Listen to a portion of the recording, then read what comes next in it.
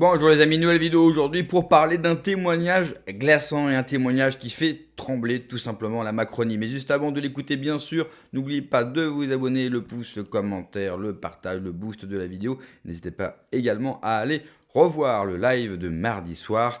Il est très court, à peine 40 minutes, donc n'hésitez pas bien sûr à aller le voir. Et je remercie bien sûr Off Investigation, car l'extrait est tiré de la chaîne YouTube, de l'excellente chaîne YouTube Off Investigation. Allez, on écoute et on en parle juste après. Qu'il connaît depuis son enfance. Alors, je rencontre Laurent Bigorne quand je suis enfant, en fait, parce qu'il a été marié à ma sœur au tout début des années 2000.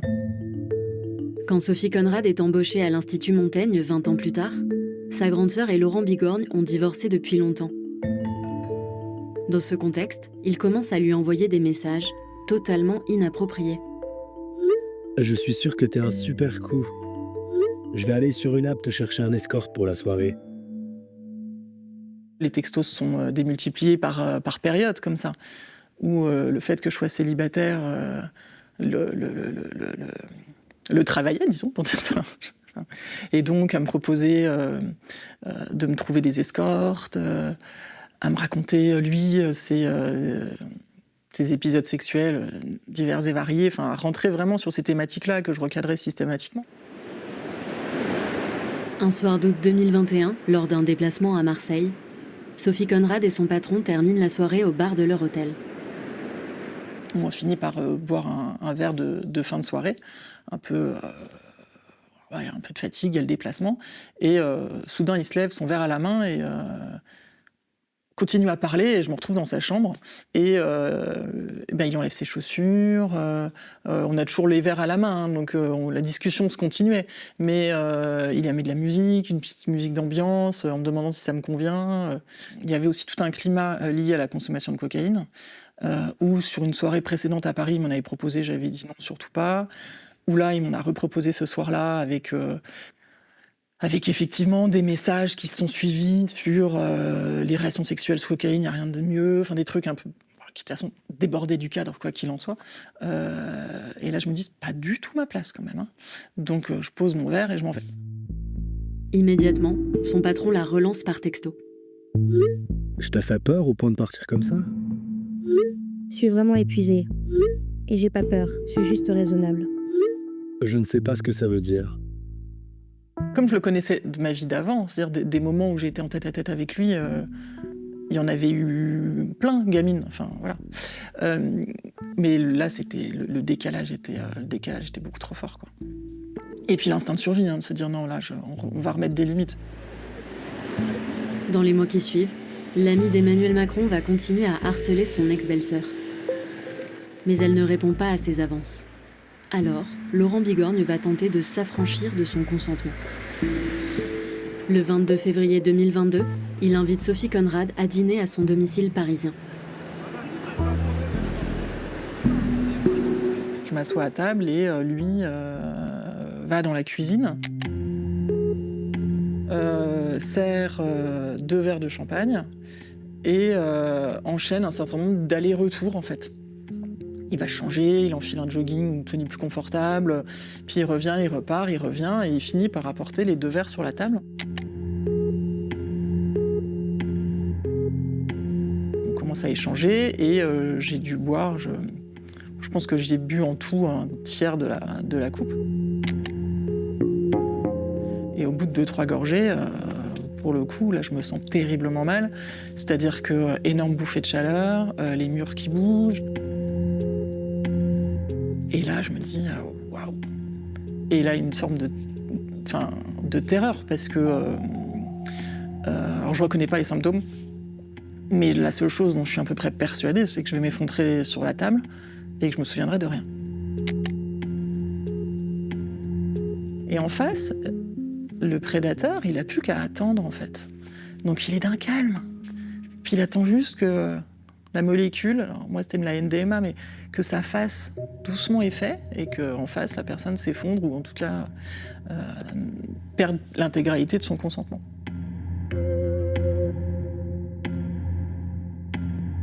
Sophie Conrad a le réflexe d'alerter une amie par SMS. Je crois que LB m'a droguée. Puis, elle repose son téléphone sur la table. Comme il est en silencieux, elle ne voit pas que son ami tente de la joindre une dizaine de fois. Et donc, elle finit par se souvenir qu'elle a le numéro de téléphone de M. Bigorne, et elle l'appelle. Il voit le téléphone qui sonne, il dit « Mais pourquoi est-ce qu'elle m'appelle ?»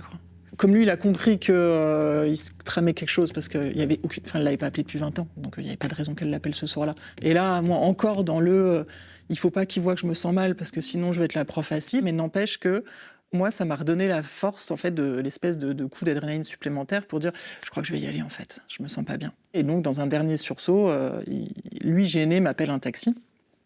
Et moi, je me relève. Malgré les puissants effets de la drogue, Sophie Conrad réussit péniblement à descendre les 5 étages et s'engouffre dans un taxi qui prend la route de son domicile. À 20h36, elle reçoit ce SMS de Laurent Bigorne. Pardon Sophie, je suis désolé. Je me disais qu'on parlerait, j'ai tout fait foirer. Je m'en veux que tu partes comme ça. Mille excuses. Dis-moi juste que tu n'avais rien mis dans le champ. Ça ne me fait jamais cet effet-là. À cette question cruciale, elle n'obtient bizarrement aucune réponse. Mais Laurent Bigorne, manifestement nerveux, tente de la joindre à plusieurs reprises. Une fois ramenée chez elle par le taxi, Sophie Conrad descend et monte dans un autre pour se rendre à l'hôpital. Je reprends un taxi, parce que je voulais pas éventuellement qu'il me suive avec l'application, enfin, une espèce de peur. Enfin, dire, une fois qu'il a fait ça, on ne sait pas jusqu'où ça va aller. Et en fait, je monte dans un taxi et je vais à l'hôpital Cochin. C'est que le début de la nuit. Un véritable parcours du combattant commence alors. Car elle le sait, le temps presse. Alors, mon corps me disait d'aller dormir. Enfin, quand ça redescend. Mais je me dis, si je sais quelques notions de il faut aller vite dans les prélèvements, il faut que j'ai la preuve, parce que sinon je vais retourner bosser le lendemain et je vais me retrouver face à un prédateur que je pourrais pas accuser. Et puis, en fait, là, je vais tomber dans un cercle qui va être l'enfer. À l'hôpital, Sophie Conrad finit par être prise en charge par un interne vers 23h. Problème, il ne peut rien faire pour elle. Bah non, s'il n'y a pas de dépôt de plainte, je peux pas faire d'analyse. Mais on voit, d'abord il y a le moment où tout ça c'est le chronomètre qui tourne en fait. Et c'est comme ça que la perte de preuves et la perte de chance ensuite pour les victimes est énorme. Minuit, l'hôpital laisse partir Sophie Conrad, seule, alors qu'elle est toujours sous les effets de la drogue. De nouveau, elle prend un taxi à qui elle demande de l'emmener dans un commissariat. Je me retrouve du coup au commissariat du 5e. Et là, bonjour, je voudrais déposer plainte contre X. Mais pourquoi contre X ? En fait, vous le connaissez ? Oui, je le connais, mais bon, c'est le père de ma nièce, l'ex-mari de ma sœur, il est un peu connu. Moi, je veux juste que... la seule chose que je veux, c'est qu'on me fasse une prise de sang, qu'on me dise ce qu'il y a dedans, et puis que les choses soient dans ma tête rangées, quoi. Ils comprennent tout de suite qu'il est connu, c'est-à-dire que...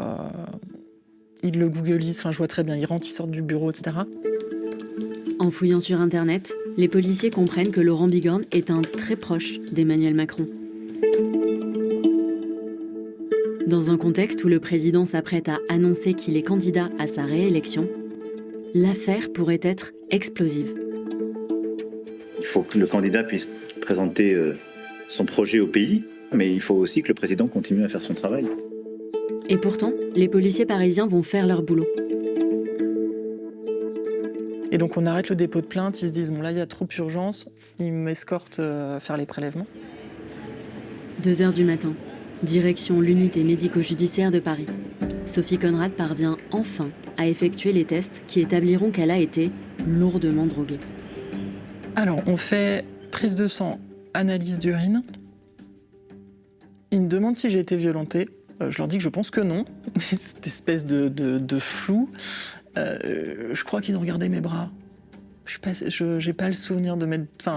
pas d'examen gynéco, ça c'est sûr. Et j'ai même pas le souvenir de mettre des habits. Je crois qu'ils ont juste fait ça. À 4h du matin, les policiers ramènent Sophie Conrad au commissariat du 5e pour terminer son dépôt de plainte. Elle est épuisée et toujours sous les effets de la drogue.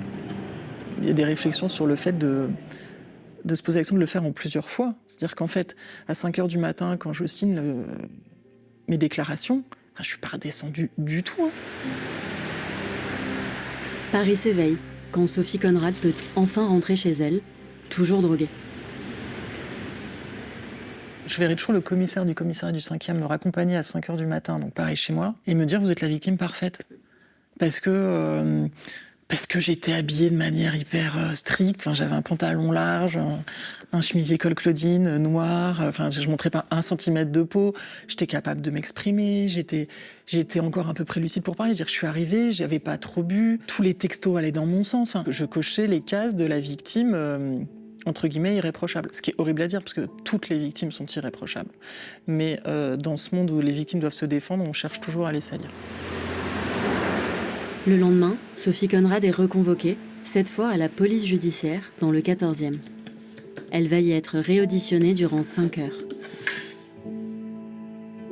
Au 3e jour, alors que Laurent Bigorgne n'a, lui, toujours pas été perquisitionné, ni même entendu, la police judiciaire va se déplacer à Nancy, où Sophie Conrad est partie quelques jours en famille, pour l'auditionner pour la 3e fois. Donc c'est votre 3e audition à ce moment-là. C'est ça. Qu'est-ce qui n'était pas clair pour eux? La procureure voulait blinder le dossier avant de faire les perquisitions et l'arrestation qui étaient prévues le vendredi matin. Alors qu'aurait pu avoir lieu dès le mercredi matin.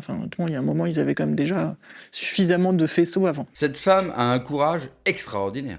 Ce qu'elle a réussi à faire. Cette drogue-là, évidemment, vous la connaissez pas. Moi, j'ai déjà été affecté contre mon gré avec cette drogue-là. J'ai vu aussi des personnes, bien sûr, être touchées par cette drogue-là quand je travaillais la nuit. Je peux vous assurer ce qu'elle a réussi à faire pendant toute la nuit, parce qu'elle a signé sa dernière déposition à 5h du matin. C'est un exploit. Il faut saluer son courage. Et effectivement, je rejoins le commissaire qui la raccompagne chez elle.